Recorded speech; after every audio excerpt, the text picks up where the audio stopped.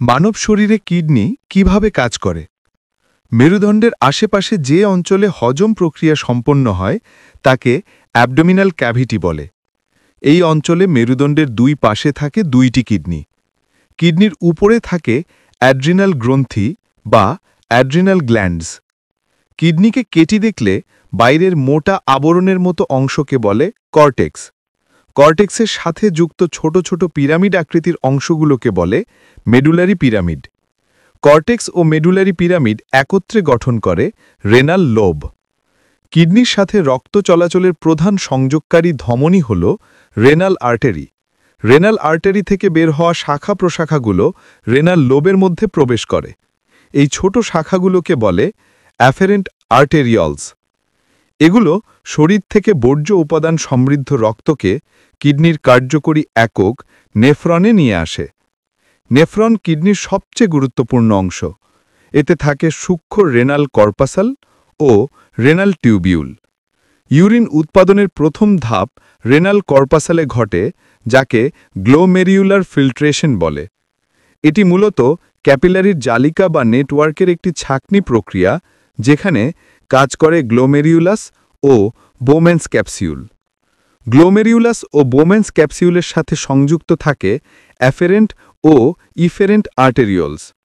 Afferent আর্টেরিওল গ্লোমেরিউলাসে রক্ত প্রবাহিত করে এবং ইফেরেন্ট আর্টেরিওল বিশুদ্ধ রক্ত বহন করে বাইরে নেয়। অ্যাফেরেন্ট আর্টেরিওলের ব্যাস ইফেরেন্ট আর্টেরিওলের চেয়ে বড় হওয়ায় গ্লোমেরিউলাসে উচ্চ চাপ তৈরি হয়, যার ফলে ক্ষুদ্র কণাগুলো যেমন পানি, নাইট্রোজেনযুক্ত বর্জ্য, অ্যামাইনো অ্যাসিড, গ্লুকোজ, সোডিয়াম ও ক্যালসিয়াম আয়ন গ্লোমেরিউলাসের মেমব্রেনের সূক্ষ্ম ছিদ্র পেরিয়ে বোমেন্স ক্যাপসিউলে প্রবেশ করে।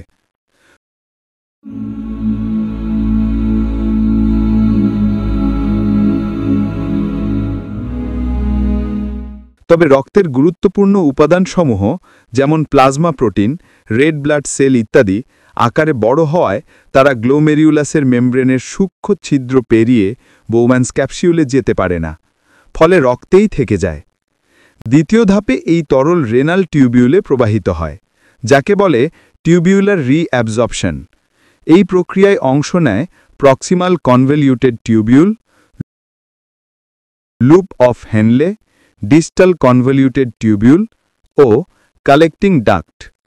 রেনাল টিউবিউল অঞ্চল দিয়ে ইউরিন তরল তথা ফিল্ট্রেট যাওয়ার সময় শরীরের প্রয়োজনীয় উপাদান যেমন glucose, amino acid, sodium, calcium ও পানি পুনরায় পেরিটিউবিউলার ক্যাপিলারিজ দ্বারা রক্তে ফিরে আসে। এগুলোর মধ্যে পানি অসমোসিস প্রক্রিয়ায় শোষিত হয়। ইউরিন উৎপাদনের শেষ ধাপ হল টিউবিউলার সিক্রেশন, যা মূলত ডিস্টাল কনভলিউটেড টিউবিউল অঞ্চলে ঘটে। এখানে পেরিটিউবিউলার ক্যাপিলারিজ থেকে বড় নাইট্রোজেনযুক্ত বর্জ্য, অতিরিক্ত হাইড্রোজেন আয়ন, পটাশিয়াম আয়ন ও কিছু ওষুধজাত পদার্থ রেনাল টিউবিউলের মূল তরলে যুক্ত হয়। এর ফলে শরীর থেকে বর্জ্য পদার্থ সংগ্রহ হয়ে ইউরিনারি সিস্টেমে পাঠানো হয়। এই প্রক্রিয়া অব্যাহত থাকে যতক্ষণ কিডনি রক্ত থেকে ময়লা ও অতিরিক্ত আয়ন সংগ্রহ করতে থাকে।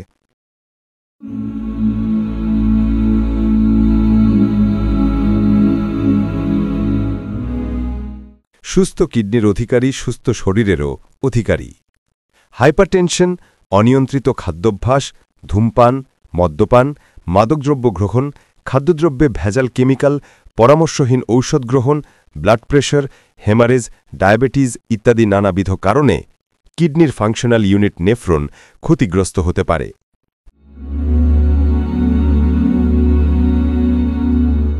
ফলে রেনাল কর্পাসাল সিস্টেমে গ্লোমেরুলার ফিল্ট্রেশন প্রক্রিয়া বাধাগ্রস্ত হতে পারে।